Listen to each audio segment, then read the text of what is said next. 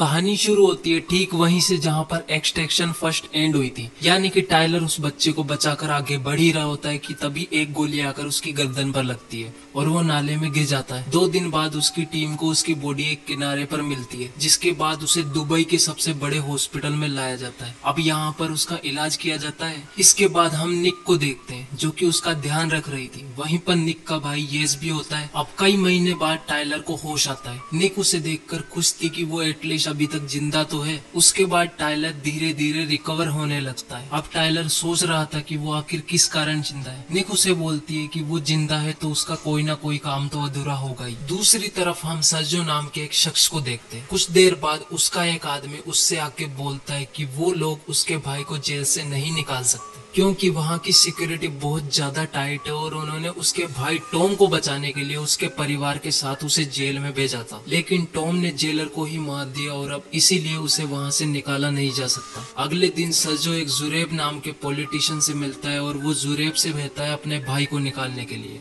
जवाब देते हुए जुरेब कहता है कि वो पूरी कोशिश कर रहा है उसके भाई को निकालने की और उसे ये काम बहुत मुश्किल भी लग रहा होता है, जिस पर सर्जो उसे तुरंत ही मार देता है और अब उसके आदमियों को भी उसके आदमी खत्म कर देते हैं। उधर टाइलर निक और येस के साथ ठीक होकर निकलता है। अब निक और येस टाइलर को उसके घर आइसलैंड लेकर जाते हैं और उसे रिटायर होने के लिए बोलते हैं। इसके बाद वो अपने घर आता है और धीरे धीरे रिकवर होने लगता है और फिर एक दिन वो अपनी वाइफ ओल्गा के लेटर्स पढ़ के बहुत दुखी हो जाता है और साथ ही उसे अपने बेटे की आखिरी पेंटिंग भी नजर आती है, जिसके बाद वो अपनी वाइफ और बेटे के वीडियोस वगैरह देखता है और ऐसे ही कई महीने बीत जाते हैं। दूसरी तरफ हम टॉम को देखते हैं जो कि जेल में अपने बेटे सेंट्रो और नीना को देख रहा था और वहाँ उसकी वाइफ किसी भी तरीके से इस जेल से बाहर निकलना चाहती थी और तभी टॉम बोलता है कि वो सभी खतरों के चलते यहाँ पर है और निकलने से मना कर देता है, जिस पर उसकी वाइफ जिया बोलती है कि वो और उसके बच्चे पिछले 8 साल से इस जेल में बंद है, जिस पर टॉम उसे पीटता है और वहाँ से चला जाता है। सेंट्रो ये सब कुछ सुन रहा था।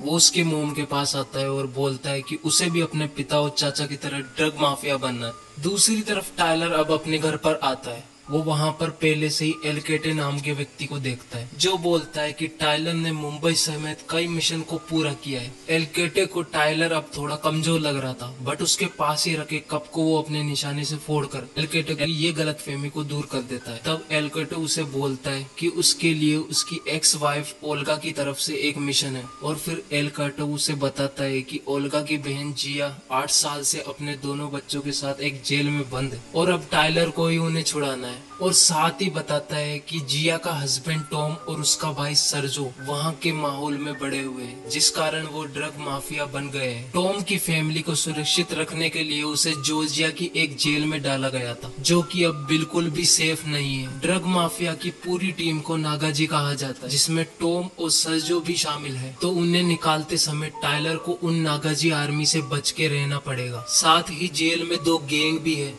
अब टाइलर निक को कॉल करके इस मिशन के बारे में बताता है और उसे साथ आने के लिए बोलता है। निक बोलती है कि वो अभी पूरी तरीके से रिकवर नहीं हुआ है, जिस पर टाइलर बोलता है कि वो हो गया है और शायद यही वो मिशन है जिसके लिए वो अभी तक जिंदा है। निक और येस टाइलर का इस मिशन का साथ देने के लिए तैयार हो जाते हैं। वो तीनों जॉर्जिया की उसी जेल में जाते हैं जहाँ पर जिया अपनी फैमिली के साथ कैद थी। निक और येस बाहर ही रुकते हैं। अब टाइलर वहाँ के गार्ड को पैसे देकर अपना रास्ता क्लियर करवा लेता है। अब टाइलर जिया के पास आता है और जिया उनके बच्चों को ये कहकर टाइलर के साथ चलने को बोलती है कि वो उनके पिता से उन्हें मिलाएगा। अब टाइलर जिया की फैमिली को लेकर जेल से बाहर निकलने लगता है। तभी जेल का एक कैदी उन्हें देख लेता है और अब वो चिल्लाने लगता है। उसे देखकर अब सारे कैदी चिल्लाने लगते हैं, जिनकी आवाज सुन के अब जेल के गार्ड भी वहाँ पर आ जाते हैं। वो टाइलर को रोकने की कोशिश करते हैं, लेकिन टाइलर उन सबको बजाते हुए आगे बढ़ने लगता है। अब टाइलर की टीम उसे एक रास्ता दिखाती है। अब टाइलर जिया के दोनों बच्चों को पहले बाहर निकालता है और जैसे ही जिया निकलने लगती है उसका हस्बैंड टॉम वहाँ पर आकर टाइलर पर अटैक करने लगता है। अब जिया टॉम को किसी तरीके से मार देती है, जिसके बाद टाइलर जिया के बच्चों के साथ वहाँ से निकल जाता है। वो उस रास्ते से होता हुआ ऊपर जाता है जहाँ पर वो देखता है कि 2 गैंग के बीच फाइट हो रही थी और अब निक बच्चों को बाहर लेकर जाती है जहाँ पर दूसरी तरफ उन्हें गार्ड्स मिल जाते हैं और अब टाइलर और जिया ऊपर आकर उन दोनों गैंग्स के बीच की लड़ाई में होते हुए आगे बढ़ने लगते हैं।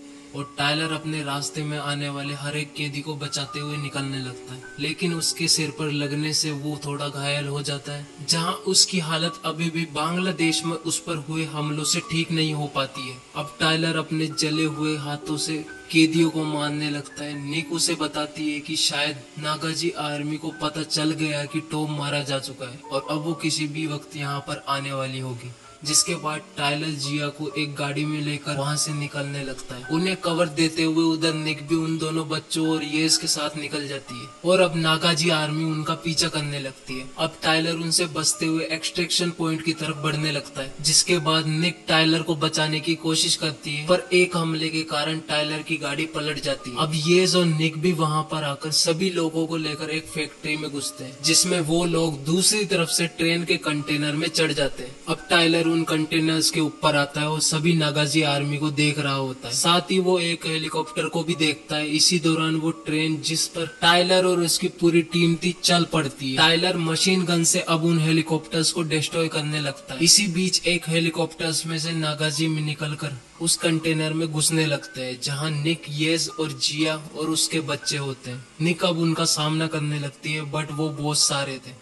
अब टाइलर भी कंटेनर के अंदर आ जाता है और उन सबको बचा लेता है। टाइलर देखता है कि आगे तो ट्रेन का रास्ता ही नहीं है और ट्रेन के ब्रेक भी फेल हो चुके हैं। वो सभी एक दूसरे को पकड़ लेते हैं और आगे जाके ट्रेन पलट जाती है, लेकिन अब टाइलर की बाकी की टीम भी आ जाती है जो उन्हें बचा लेती है। जिया का बेटा सेंट्रो जिया से उसके पिता के बारे में पूछता है। जिया के चेहरे से उसे पता चल जाता है कि उसके पिता अब मारे जा चुके हैं, जिस पर वो टाइलर पर भड़कने लगता है। टाइलर उसे बताता है कि अगर जिया ने टॉम को नहीं मारा होता तो वो उसे मार देता। जवाब में सेंट्रो बोलता है कि बाहर उन्हें खतरा था, इसलिए उसके पिता टॉम ने उन्हें जेल में बंद करके रखा हुआ था। जिस पर टाइलर उसे बताता है कि उसका पिता एक अच्छा आदमी नहीं था, क्योंकि वो उन्हें जेल में रख रहा था ताकि वो उन पर अच्छी तरीके से कंट्रोल कर सके। इसके बाद जिया सेंट्रो को ले जाती है और टाइलर एक बोट की मदद से अपनी बची हुई टीम के साथ वहां से निकलने लगता है। अब हम सजो को देखते हैं, जो कि अपने भाई टॉम की मौत पर काफी ज्यादा दुखी था। टॉम की डेड बॉडी देखते ही उसे अपना बचपन याद आ जाता है, जहाँ पर उनके फादर उन्हें बहुत ही बुरी तरीके से टॉर्चर किया करते थे और दोनों यहाँ तक बड़ी मुश्किल से पहुंचे और अब वो अपने भाई का बदला लेने का डिसाइड करता है। अब हम सभी को एक प्लेन में देखते हैं, जहाँ पर एक तरफ येस फोन पर बात कर रहा था कि वो डोना सिटी जा रहे हैं। सेंट्रो भी वहीं पर होता है और वो खाना मंगाने के बहाने उसका फोन चुरा लेता है। दूसरी तरफ हम जिया और टाइलर को बात करते हुए देखते हैं। उनकी बातों से निक को पता चल जाता है कि ये मिशन उसकी एक्स वाइफ ओल्गा का है और वहाँ टाइलर जिया की बेटी लीना को देखता है। उधर सेंट्रो येस के फोन से सर्जो को कॉल करके पूछता है कि टॉम ने उसकी माँ को मारने की कोशिश क्यों की, जिस पर सर्जो बोलता है कि उसे जिया पर भरोसा नहीं करना चाहिए। वो जिया को झूठा बताकर सेंट्रो को उनकी लोकेशन पूछता है, जिस पर सेंट्रो उसे उसकी लोकेशन बताकर बोलता है कि वो डोना सिटी जा रहे हैं। अब टाइलर सभी के साथ डोनर सिटी के एक होटल पहुंचता है, जहां जाकर वो सबसे पहले उन लोगों का इलाज कराने लगता है और निक बाकी सब लोगों का पासपोर्ट बना रही थी। अब वो टाइलर से ये मिशन ओल्गा का है, ये बात क्यों छिपाई बोलती है, जिस पर टाइलर उससे माफी मांगता है।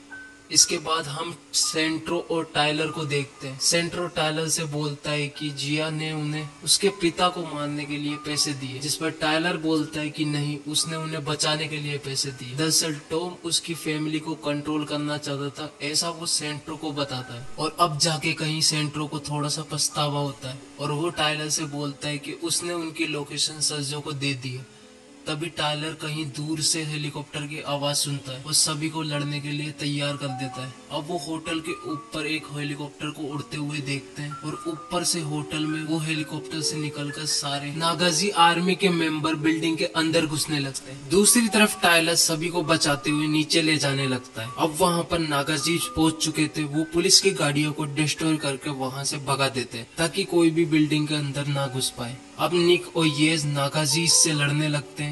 इसी बीच सेंट्रो भागकर ऊपर सर्जो के पास चला जाता है। अब निक और येस भी उसे बचाने के लिए ऊपर चले जाते हैं, जिसके बाद निक एक गार्ड से लड़ने के दौरान ऊपर बिल्डिंग के टॉप पर बेहोश हो जाती है। टाइलर उसे देखकर उसे बचाने के लिए आता है और जैसे ही वो गिरने वाली होती है बिल्डिंग के टॉप से, टाइलर उसे लटक कर पकड़ लेता है। वहाँ सर्जो भी आ जाता है और वो टाइलर के जिस हाथ से लटक रहा था उसी हाथ पर गोली चला देता है। निक भी अब जाग जाती है और वो सर्जो के नीचे जिस पर वो खड़ा था वहाँ गोली चलाकर उसे भी लटका देती है।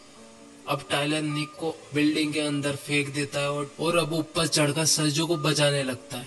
अब टाइलर निक येस को लेकर हेलीकॉप्टर से जाने की कोशिश करने लगते हैं, पर सर्जो कई बार उन पर शूट करता है। इसी दौरान येस भी घायल हो जाता है। अब हेलीकॉप्टर लेके वो वहां से निकल तो जाते हैं, जिसके बाद वो देखते हैं कि येस अब जिंदा नहीं रहा, यानी कि वो अब मारा गया है, जिस पर निक बहुत ज्यादा दुखी होती है।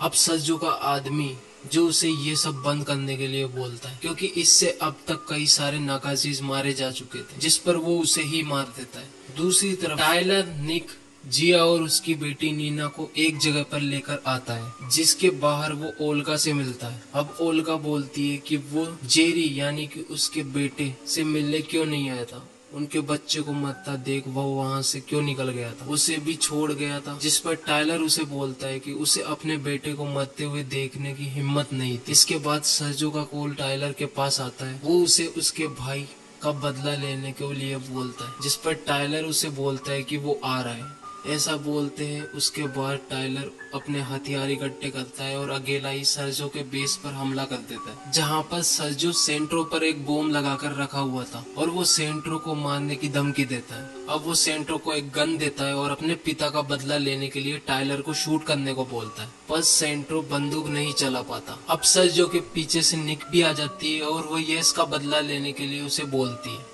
इसके बाद सर्जो निक को घायल कर देता है। मौका देखकर टाइलर उस पर अटैक करने लगता है, पर सर्जो उसे एक नुकीली चीज से धक्का देकर घायल कर देता है। अब वो गन ढूंढने लगता है। अब टाइलर चाकू लेकर उसे बुरी तरीके से घायल कर देता है और गन से उसको शूट कर देता है। इसके बाद सेंट्रो टाइलर से इन सब के लिए माफी मांगता है और टाइलर उसे माफ भी कर देता है। और अब वहाँ पर पुलिस आ जाती है। 2 महीने बाद हम सवरजो जेल में निक और टाइलर को देखते हैं, जहाँ निक तो रिकवर हो रही थी और टाइलर से मिलने ओल्गा जेल में आती है। वो बताती है कि जिया अब एक सरकारी गवाह बन चुकी है। उसने टॉम और सर्जो के बारे में सब कुछ गवर्नमेंट को बता दिया है। तब टाइलर उसके घर पे सोफे के नीचे $1 मिलियन पड़े हैं ऐसा उन्हें बताता है और उन्हें निकालने के लिए बोलता है, जो उसे उनकी जान बचाने के बदले मिला था। और तब ओल्गा बोलती है कि वो जेरी बिल्कुल अपने पिता टाइलर की तरह ब्रेव बनना चाहता था, जो हमेशा ही दूसरों की मदद किया करते हैं, ऐसा जेरी ने मरते वक्त कहा था, जिससे टाइलर अब इमोशनल हो जाता है। अब गाश टाइलर को पकड़कर एल केटो के पास लाते हैं, जो टाइलर को बोलता है कि वे एल केटो का एक और मिशन करेगा तो वो उसे जेल से बाहर निकाल देगा। जिसके बाद हम निक को भी देखते हैं, जिसे उसने पहले ही जेल से बाहर निकाल दिया था। टाइलर इस पर हाँ बोल देता है और मूवी यहीं पर खत्म हो जाती है। और इसी तरीके से ये मूवी एक्सट्रैक्शन 3 का भी हिंट हमें दे जाती है।